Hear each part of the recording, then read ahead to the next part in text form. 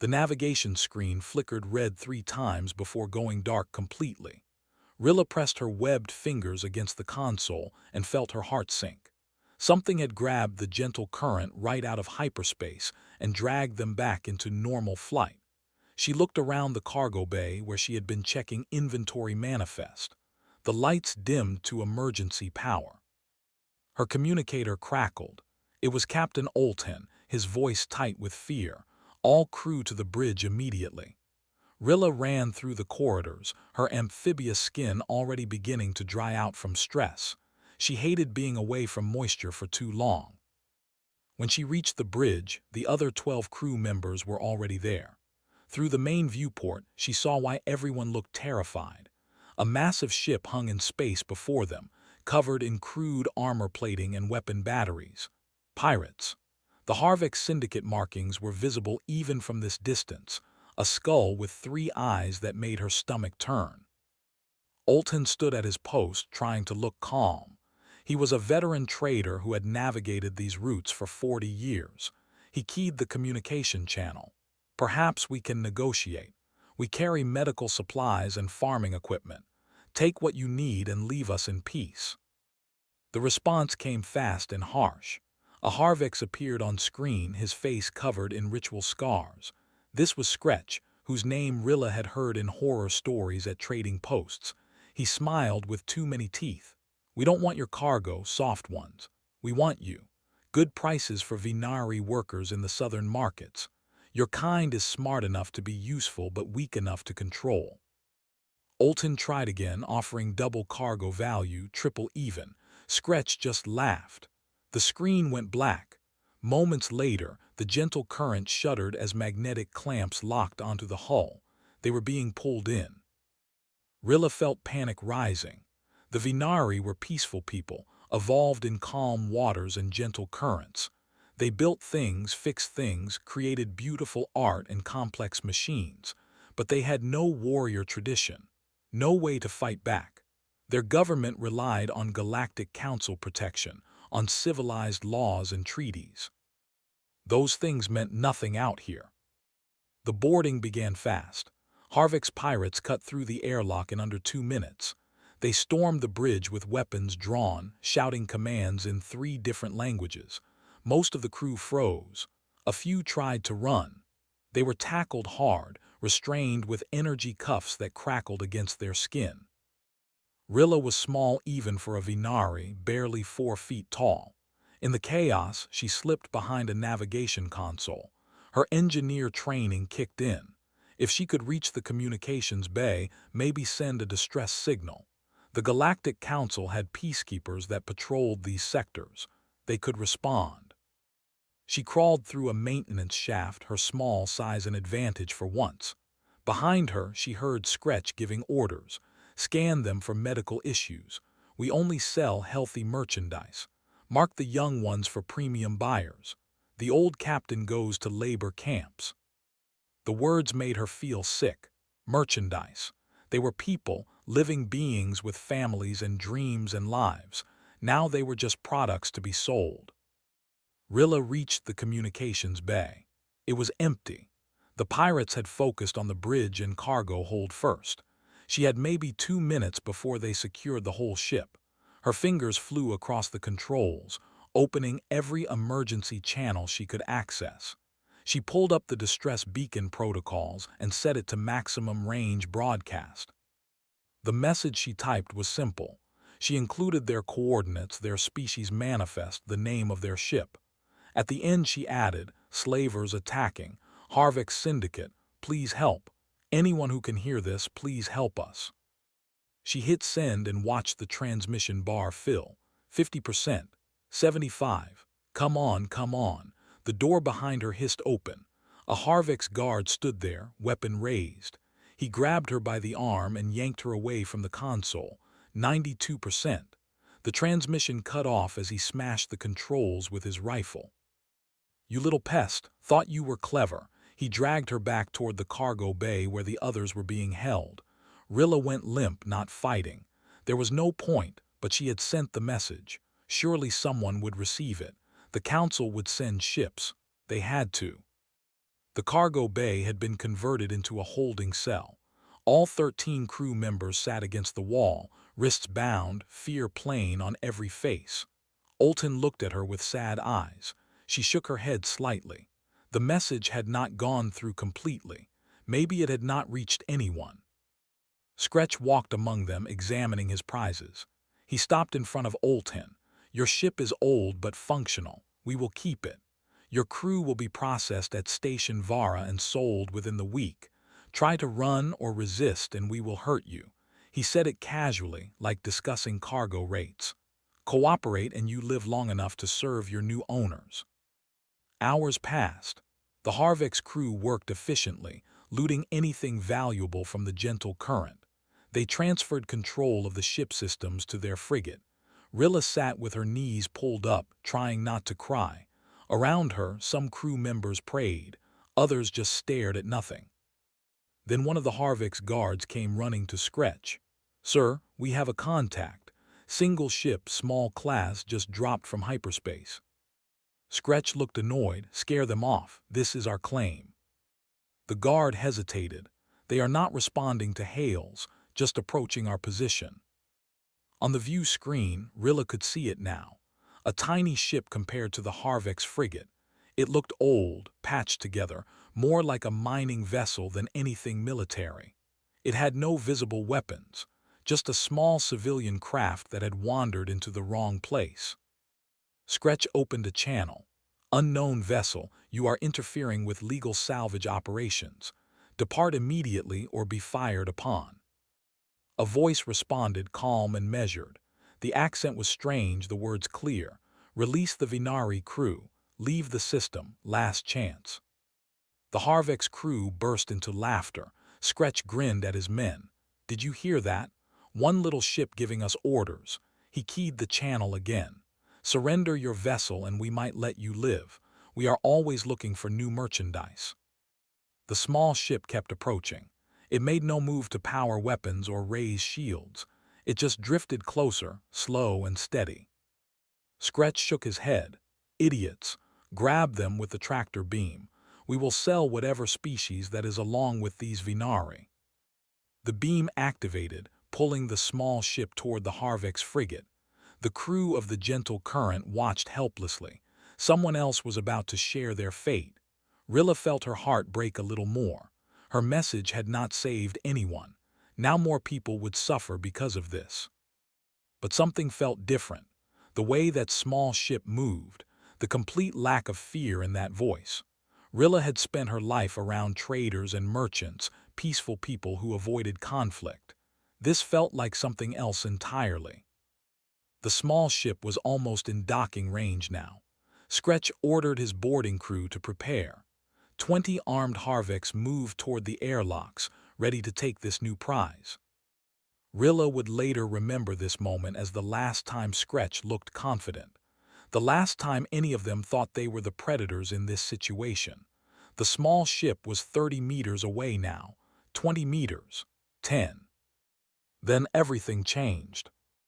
Anna had been running diagnostics on the sensor array when the distress signal came through. She almost missed it because the transmission was incomplete, cut off mid-broadcast. But the words she did catch made her blood run cold. "Slavers attacking. Harvex Syndicate. Please help." She called to the others immediately. "Neil, Roy, get in here. We have a situation." The crew of the Rust Bucket gathered around her station. They were not impressive to look at. Neil was 42, graying at the temples, with the tired eyes of someone who had spent 20 years in space doing salvage work. Roy was built like a barrel, thick arms covered in old scars from machinery accidents. Diane was their medic, quiet and efficient. Paul was barely 25, still learning the trade. They were miners and salvage workers, nothing more. But they were also human, and humans came from Earth, a planet most of the galaxy avoided talking about. Class 9 Deathworld, one of the most hostile environments ever cataloged for sapient life.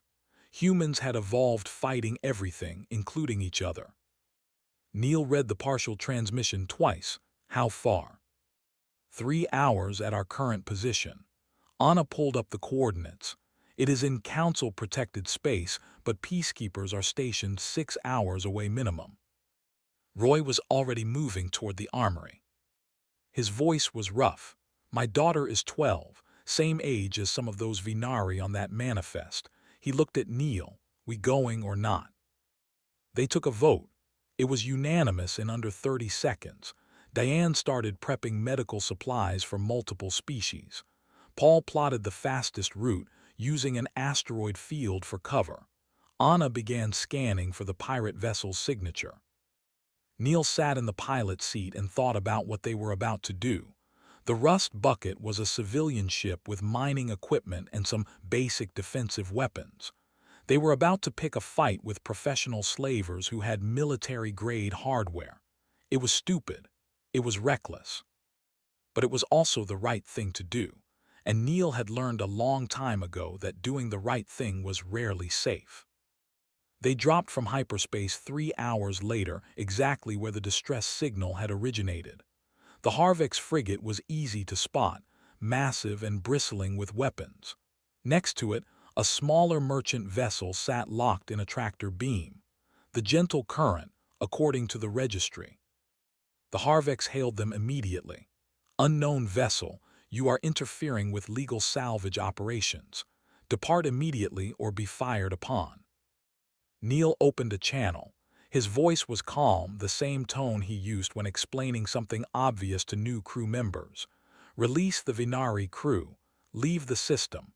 Last chance. Laughter came back over the channel. A Harvex face appeared on screen, covered in scars and grinning. Surrender your vessel and we might let you live. We are always looking for new merchandise. Neil closed the channel. He looked at Roy. You ready? Roy checked his suit seals. Born ready. The Rust Bucket drifted closer, apparently complying with the pirate demands. Anna fed false readings to their sensors, made them think the human ship was powering down weapons. The Harvex activated their tractor beam, pulling them in like they had the Gentle Current. 50 meters, 40, 30. At 20 meters, Neil triggered the harpoons. These were mining tools, designed to anchor onto asteroids for processing. 4 heavy cables shot out and punched through the Harvex hull, bypassing their shields because the shields were configured for energy weapons, not physical projectiles. The pirates barely had time to react. Roy hit the electromagnetic pulse, a mining tool they used to shut down automated equipment. It was not designed for combat, but it worked beautifully. The pirate shields flickered and failed. Their weapon systems went offline. Emergency lights kicked in across their frigate. Neil and Roy were already in their environment suits, the kind that could withstand radiation and extreme temperatures. They had exactly 90 seconds before the pirates got backup systems online. They breached through one of the harpoon entry points, cutting through the hull with plasma torches. The hole was barely wide enough for them to fit through, but they had practiced this maneuver 100 times on derelict ships. Inside the Harvex vessel, emergency alarms blared. The first pirate they encountered raised a weapon, clearly expecting easy prey. Roy moved with the speed and efficiency of someone who had worked heavy machinery his whole life. He covered 5 meters in 2 seconds and hit the pirate with enough force to crack ribs. The Harvex went down hard. 3 more came around the corner. Neil took the first one with a stun baton, a tool they used to disable malfunctioning equipment. The second pirate got off a shot that hit Neil's suit. The plasma burned through the outer layer, but the suit was rated for solar flares. It held. Neil kept moving forward. The third pirate tried to retreat. Neil grabbed him by the collar and threw him against the wall. It was not sophisticated fighting. It was brutal and effective and fast. They moved through the ship like they were clearing a mining tunnel, room by room, corridor by corridor. The Harvex had numbers and better weapons, but they had never fought something like humans before. Most species in the galaxy evolved on gentle worlds. They developed intelligence and cooperation because their environments allowed it. Humans evolved on a planet that tried to kill them every day. Predators, diseases, whether other humans. Earth had forged them in fire. Roy took a hit to the shoulder that would have killed most species. It spun him around and he grunted in pain. Then he kept fighting. Diane would fix it later. Right now, there were people who needed help.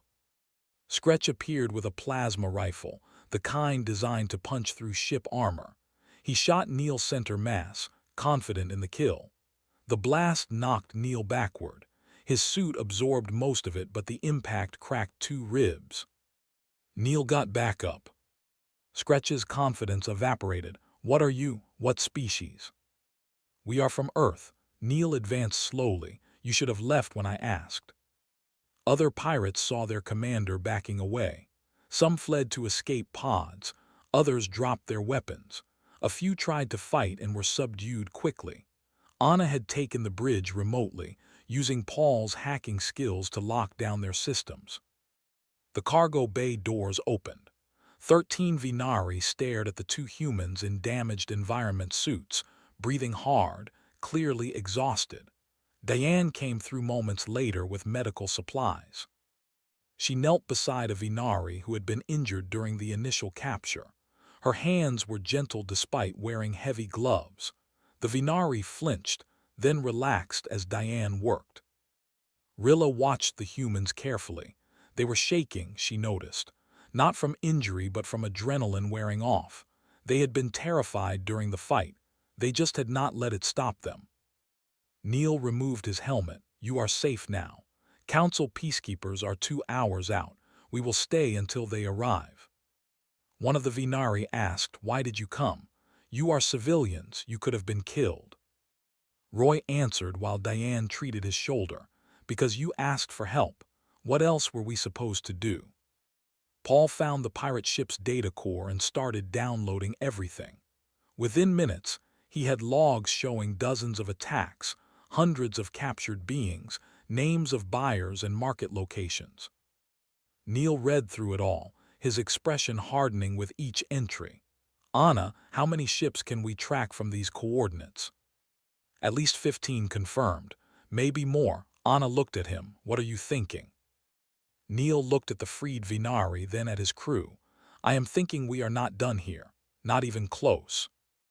Rilla insisted on coming with them.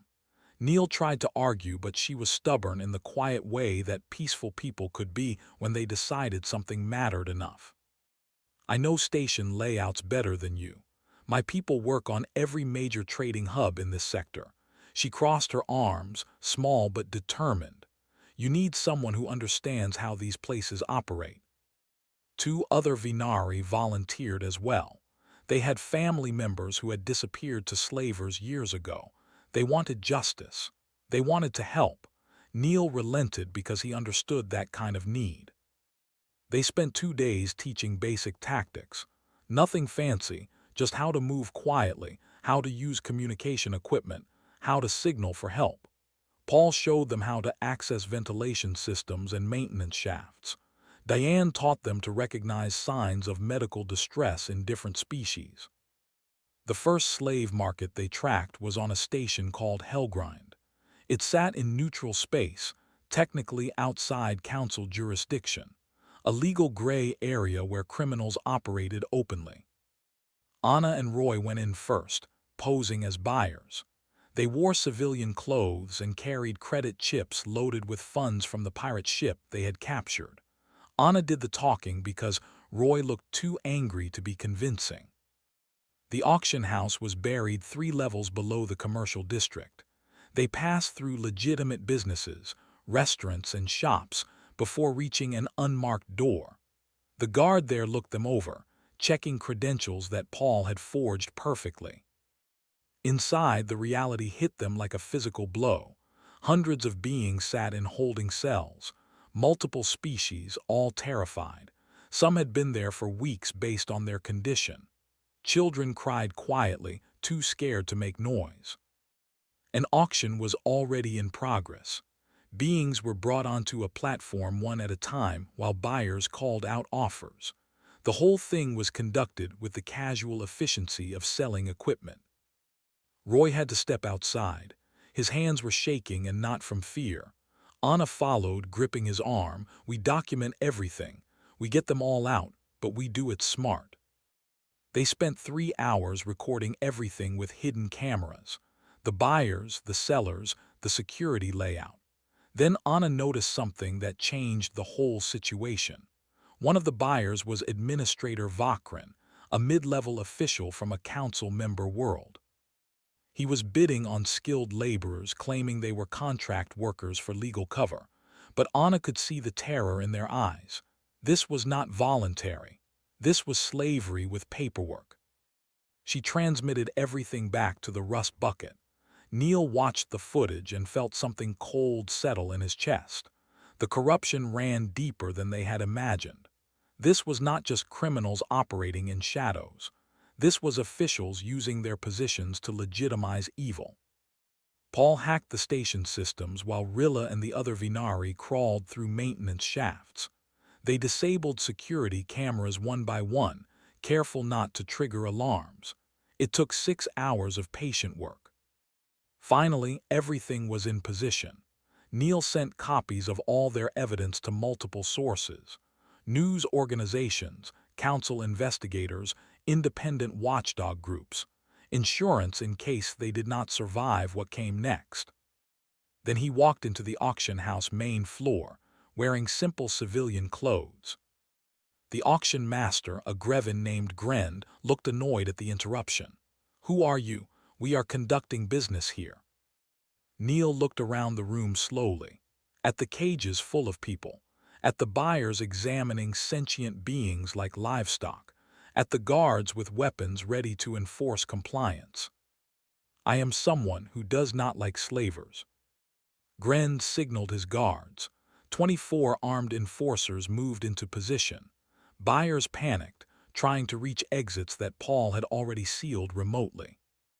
Neil did not draw a weapon. He just spoke, his voice carrying across the room. "Everything that happens here has been recorded, transmitted to authorities. Galactic Council peacekeepers are 90 minutes out. You can surrender peacefully or make this difficult." Vakrin tried to bluster. "I have diplomatic immunity. You have no authority here." Anna's voice came over the room's speaker system, playing recordings of Vakrin's illegal bids.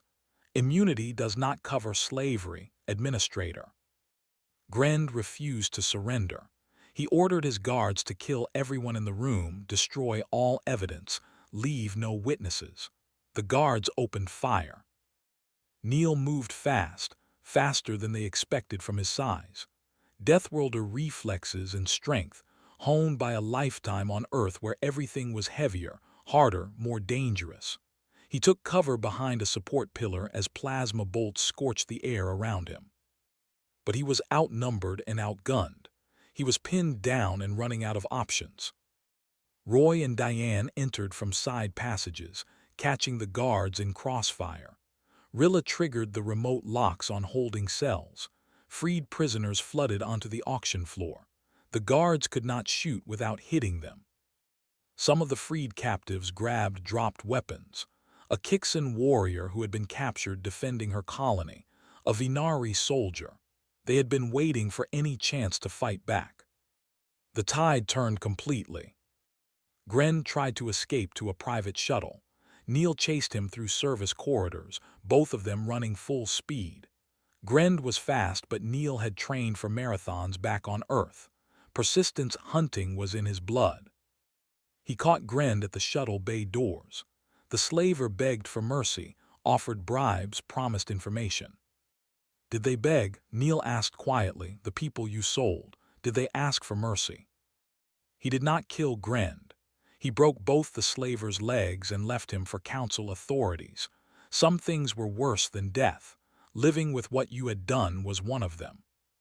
Peacekeepers arrived to find the situation already contained. 317 beings freed. Evidence so overwhelming that even corrupt officials could not ignore it. Administrator Vakrin and 6 other officials arrested on site. Ambassador Tilrex arrived personally. He was old, tired, and honest enough to admit failure. "We should have stopped this years ago.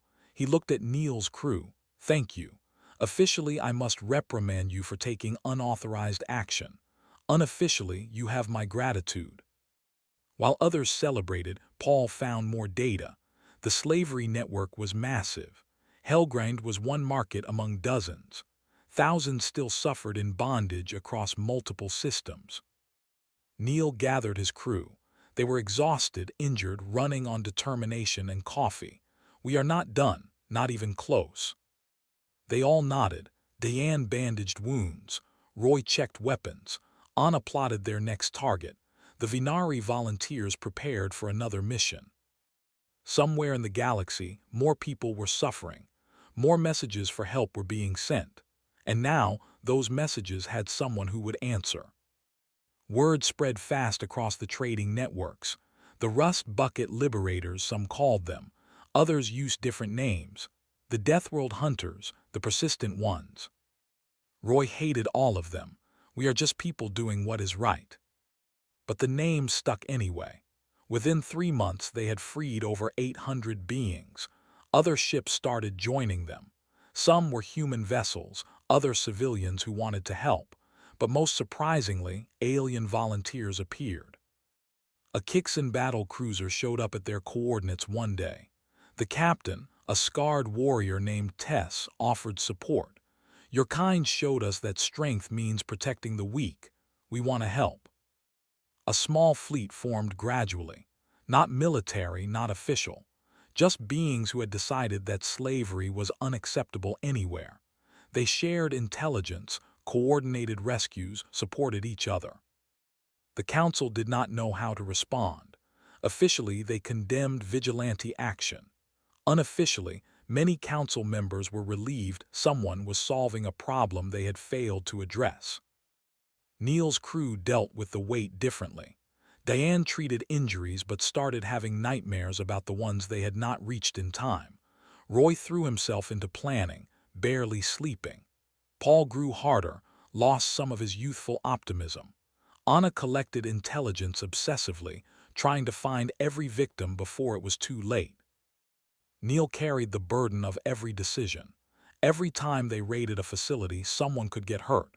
Sometimes they did. He remembered each face, each name, the rescued and the lost.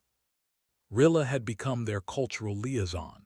She understood how different species thought, how they organized their societies.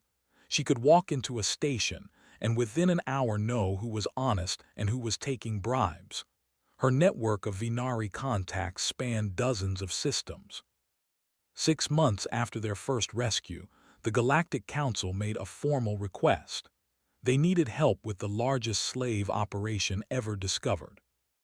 The planet was designated Wrath's End. It was a fortress world, heavily defended, surrounded by weapon platforms and patrol ships. Thousands of captives worked in underground facilities, manufacturing weapons for criminal cartels. The conditions were brutal. Life expectancy was measured in months. Ambassador Tilrex came to the Rust Bucket personally. "We are assembling a coalition force. We need your expertise." Diane spoke first. "We are civilians. This is military action. We have done enough." Paul disagreed quietly. "We have trained others. Our tactics are being studied across the galaxy. Maybe we save more by sharing knowledge than by fighting."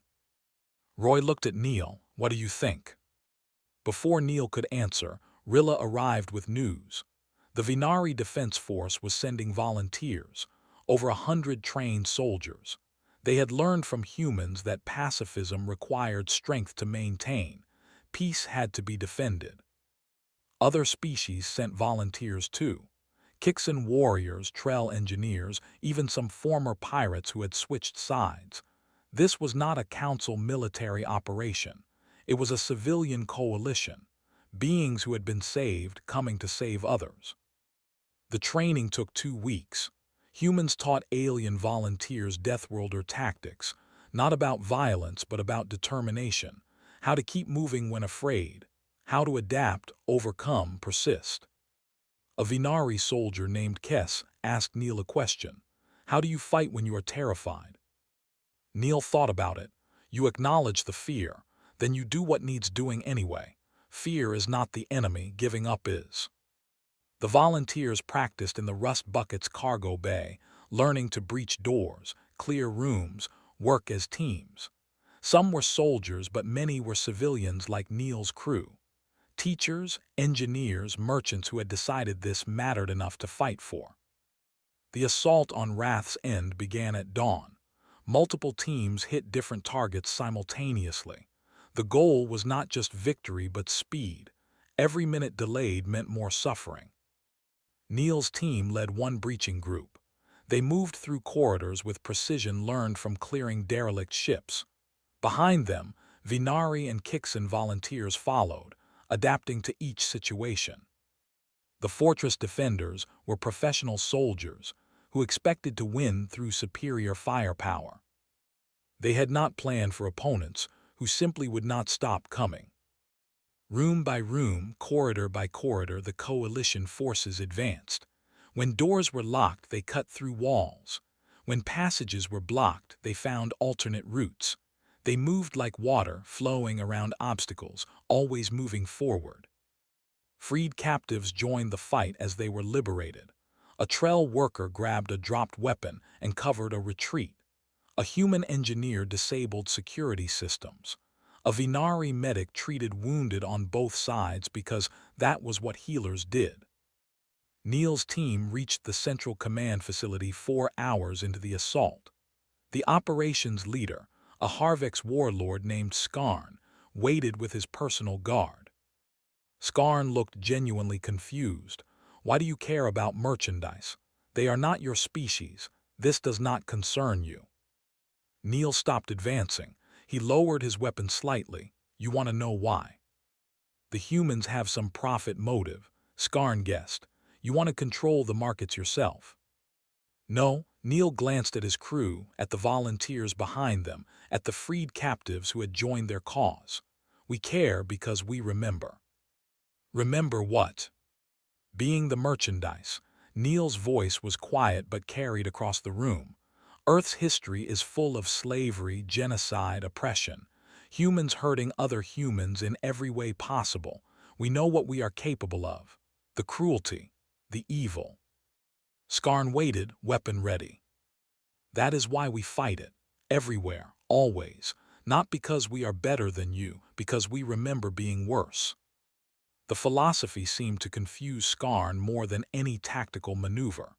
He tried to detonate the facility, willing to kill everyone including his own people rather than surrender. Paul had already disabled the explosives. He had learned from dozens of previous raids, knew how criminals thought, where they hid their fail-safes. The facility was secured within 6 hours. Over 4,000 beings freed. The coalition forces took minimal casualties because they had learned to fight smart rather than hard. Council peacekeepers arrived to find the planet already liberated. They helped with medical treatment, processing prisoners, reuniting families. The coalition volunteers did not disband after the victory. They formed a permanent organization called the Persistence, multiple species working together against slavery. Humans were central but not leaders. It was everyone's mission now. The Galactic Council created a new position, Deathworlder Liaison. They offered it to Neil. He declined and recommended Rilla instead. She understands both our world and yours. She has earned this more than I have. Rilla became ambassador for vulnerable species. Her first act was expanding the Persistence, giving them legal authority to operate across Council space. Neil and his crew prepared to return to their salvage ship. They had changed the galaxy in small but important ways. Now others could carry that forward. 3 months after Wrath's End, Neil sat in a small cafe on Station Meridian watching people go about their lives. Normal people doing normal things. Shopping, laughing, complaining about work. They had no idea how close some of them had come to being merchandise. Roy joined him with 2 cups of something that was supposed to be coffee but tasted like burnt metal. You are brooding again. Neil accepted the cup anyway, just thinking. About. whether we actually changed anything. Roy sat down heavily. We freed thousands, but there are millions out there, billions. We barely made a dent. A Vinari family walked past their table. The father was holding his daughter's hand, teaching her to read station signs. 6 months ago, they had been locked in a holding cell on Helgrind. Neil and his crew had freed them. You see that? Neil nodded toward the family. That is what we changed. That father gets to watch his daughter grow up. She gets to live a life instead of being sold. Roy watched them too. His expression softened. His own daughter had sent him a message yesterday. She was proud of what he was doing but wanted him to come home safe. The persistence had grown beyond anything they had imagined. Over 40 ships now, hundreds of volunteers, coordinating rescues across a dozen sectors. Rilla ran the organization with the same quiet efficiency she brought to everything. But Neil's crew was tired, really tired, the kind of exhaustion that sleep could not fix. They had been fighting for almost a year straight. Every rescue led to intelligence about another operation. Every freed captive told stories of others still suffering. Diane had started taking medication for anxiety. Paul had nightmares about the children they had not reached in time. Anna threw herself into work until she collapsed from exhaustion. Roy carried a picture of his daughter in his pocket and looked at it whenever things got too dark. Neil's communicator buzzed. It was Tilrex. We have a situation. Can you meet me? They met in a secure conference room. Tilrex looked older than he had 3 months ago. This work aged everyone. We have intelligence about a new threat. Tilrex pulled up holographic displays. A corporation called Systech Industries. They operate legally, manufacturing medical equipment and robotics. Neil studied the data. So what is the problem? They have been acquiring indentured servants from financially desperate worlds. Technically legal contracts, but effectively slavery. People work until they die, can never buy out their contracts. That is not illegal. In many systems, no. Tilrex looked frustrated. The contracts are designed to be impossible to fulfill. Workers are charged for food, housing, medical care, transport. The debt grows faster than they can earn. How many people? Conservative estimate. Over 50,000 currently under contract. Maybe twice that if we count dependents. Neil felt sick. 50,000 people trapped in legal slavery. How do we fight that? You cannot, not with raids and rescues. Tilrex leaned forward. Systech has powerful political connections. They donate to council members, fund campaigns, employ entire planets. So what do? You expose them. Get the information out to the public. Make it so toxic that politicians have to act. Anna could handle that part. She had gotten good at information warfare. But they needed evidence first. Real documentation, testimonies, proof that would hold up to legal challenges. Paul had an idea. If Systech is using servants for manufacturing, they must have facilities. Big ones. We could infiltrate as workers. Too dangerous. Diane shook her head. If they catch you, you end up trapped in those same contracts. Not if we have insurance. Anna was already thinking through the plan. We document everything from inside, get testimonies from workers, then we release it all at once, too big to bury. It took 6 weeks to set up. Neil and Roy went in as contract workers, using forged credentials Paul created. They signed actual contracts, making themselves legally bound to Systech for 5 years minimum. The facility was on a mining world called Helios 4. Conditions were exactly as bad as Tilrex had described. Workers lived in cramped dormitories, worked 12-hour shifts, ate nutritionally adequate but tasteless food. Everything had a cost that appeared on their debt ledger. Neil talked to other workers during breaks, heard their stories. A Trell engineer who had taken a contract to pay for his son's medical treatment. He had been working for 8 years. His debt had tripled. A human woman named Grace had signed on to escape poverty on her home colony. That was 12 years ago. She would die here, and her children would inherit her debt. Roy struggled with the rage. These people were not beaten or tortured. They were trapped in systems designed to look fair while being completely hopeless. It was insidious. Anna and Diane worked from the outside, building a network of former workers willing to testify. Paul hacked into Systec's financial records, tracing money to politicians and officials. After 3 months, they had everything. Recordings of supervisors explaining how to maximize worker debt, internal memos discussing profit margins per worker, contracts designed by lawyers to be technically legal but morally bankrupt. They released it all simultaneously. News organizations across the galaxy, social media networks, directly to council members. The Persistence helped coordinate the release, making sure it could not be suppressed. The public reaction was immediate and fierce. People were horrified. This was not criminal slavery in dark corners. This was corporate slavery in broad daylight. Protests erupted on 100 worlds. Workers at other Systec facilities walked off the job. Politicians who had taken Systec donations faced calls for resignation. The council had no choice but to act. They launched investigations, froze Systec assets, invalidated the predatory contracts. 50,000 people were freed from debt bondage within 2 weeks. Systec's executives faced criminal charges. Some fled. Others tried to argue they had broken no laws. Technically, they were right, but the laws changed fast after that. The Persistence shifted focus, not just raiding slave markets but exposing legal injustice, fighting the systems that allowed exploitation. Neil and his crew finally went home, not forever but for a while. They needed to remember what normal life felt like. Roy reunited with his daughter. She was 13 now, almost grown. He had missed a year of her life, but she understood why. Diane went back to medical school, updating her training. Paul started teaching others how to fight corporate corruption. Anna wrote a book about their experiences. Neil returned to his small apartment on Luna. He slept for 16 hours straight.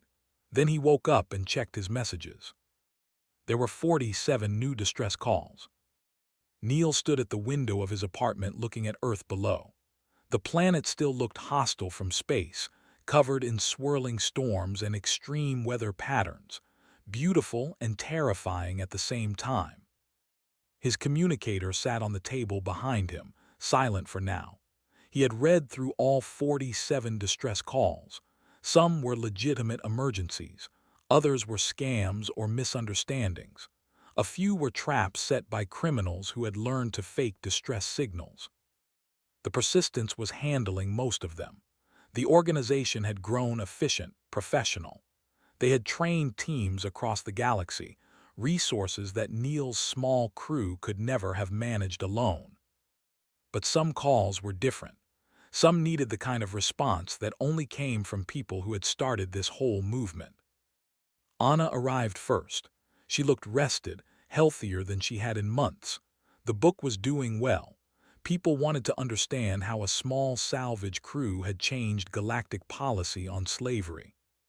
Then Roy, who had spent the last month teaching his daughter to sail on the Canadian lakes where he grew up. Diane came from a medical conference where she had presented new techniques for treating trauma in rescued victims. Paul was last, bringing fresh coffee that actually tasted like coffee. They sat around Neil's small kitchen table like they had 100 times before. A crew meeting, except now they had to decide if they were still a crew. "I vote we take one more." Roy spoke first. "Just one mission. There is a situation on the border worlds. Refugees being exploited by smugglers who promise them safe passage but are selling them instead." "How many?" Diane asked. "Around 200. Families mostly. The Persistence has ships in the area, but the smugglers are using children as hostages. They want someone experienced." Paul pulled up the data. The smugglers were smart. They had learned from past raids. better security, backup plans, dead man switches that would harm hostages if they were attacked directly. This will not be easy. Anna studied the tactical situation. We need a different approach, something they will not expect. What are you thinking? Neil looked at her. We go in as refugees ourselves. Get inside their operation. Find the hostages and disable their security from within before any external team moves. It was risky. If the smugglers discovered who they were, all the hostages could die. They spent 3 days planning. Rilla joined them, bringing intelligence from Vinari networks. Tilrex provided official council support, though off the record. The Persistence positioned ships nearby but stayed out of sensor range.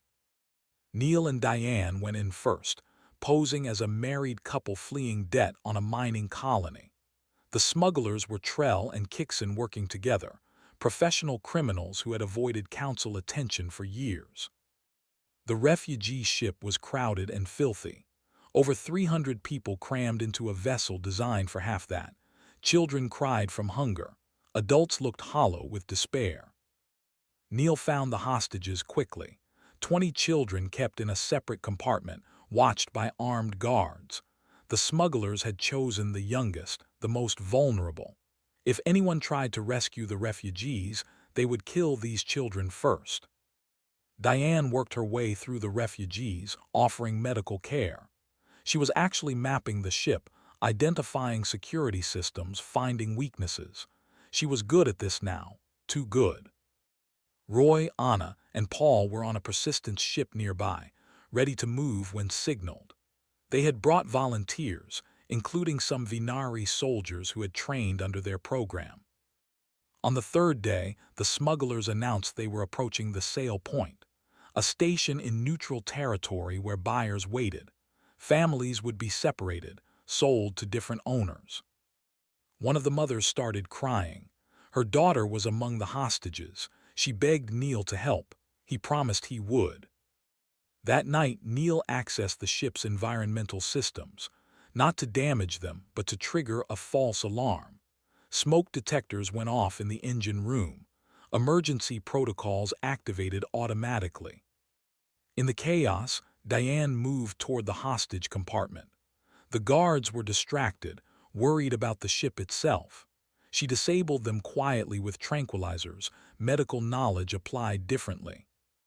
Neil signaled the Persistence ships. They jumped in, appearing on sensors like they had been there all along. The smugglers panicked, tried to implement their contingency plan. But the hostages were already free. Diane had them moving through corridors to the refugee section. When the smuggler captain realized what happened, it was too late. The Persistence ships offered safe passage to all refugees, free transport to council-protected worlds. No cost, no debt, no strings. The smugglers surrendered without firing a shot. They were not ideological criminals, just people who had seen an opportunity and taken it. When that opportunity disappeared, they gave up. 218 refugees were freed. The 20 child hostages were reunited with their families. The Persistence helped resettle everyone, found them homes and jobs. Neil's crew returned to the Rust Bucket one last time. They sat in the cargo bay where this had all started, over a year ago. "Is this it?" Paul asked. "Are we done?"